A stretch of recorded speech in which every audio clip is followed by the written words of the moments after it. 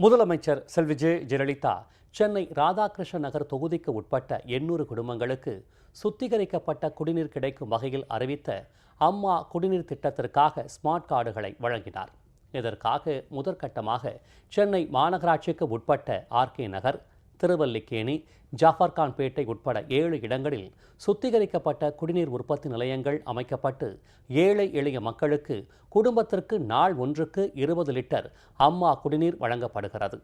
இது குறித்து ஜாஃபர்கான்பேட்டை சுத்திகரிக்கப்பட்ட குடிநீர் வழங்கும் நிலைய பகுதியிலிருந்து எமது செய்தியாளர் திரு அபினேஷ் தரும் கூடுதல் தகவல்களை இப்போது காண்போம்.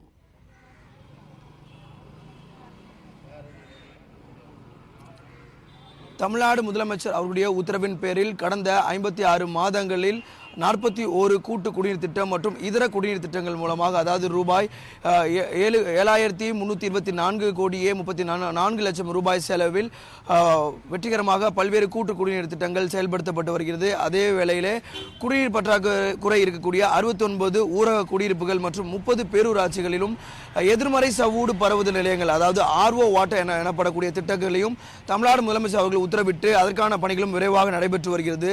இந்த நிலையிலே பெருநகர சென்னை மாநகராட்சியில் ஏழை எளிய மக்களுக்கு தரமான ஒரு குடிநீர் வழங்கக்கூடிய ஒரு திட்டத்தை, அதாவது அம்மா குடிநீர் திட்டம் என்ற திட்டத்தை தமிழ்நாடு முதலமைச்சர் அவர்கள் அறிவித்தார்கள். அதன்படி தேர்ந்தெடுக்கப்பட்ட 100 இடங்களில் முதற்கட்டமாக இத்திட்டமானது அமுல்படுத்தப்படும் என தமிழ்நாடு முதலமைச்சர் அறிவித்தார்கள்.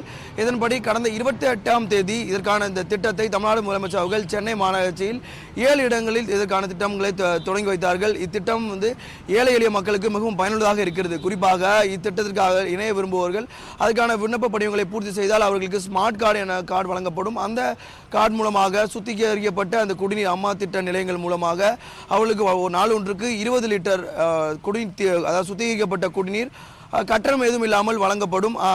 நாம் தற்பொழுது ஜாஃபர்கான்பேட்டையில் இருக்கக்கூடிய பகுதியில் இருக்கிறோம். இந்த பகுதியில் நாள்தோறும், அதாவது கடந்த 3 நாட்களாக தொடர்ந்து பொதுமக்கள் மற்றும் இல்லத்தரசிகள், ஏராளமான இல்லத்தரசிகள் ஆர்வத்தோடு வந்து இந்த சுத்திகரிக்கப்பட்ட அம்மா குடிநீர் திட்டத்தை ஆர்வத்தோடு வாங்கி கொண்டிருக்கக்கூடிய காட்சியில் நம்மால் பார்க்க முடியுது.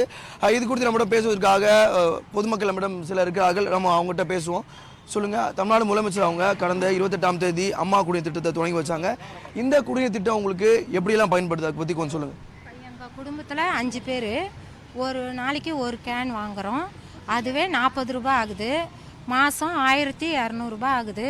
நாங்கள் அம்மா இந்த குடிநீர் திட்டத்துக்காக எங்களுக்கு அந்த காசு மிச்சமாகுது.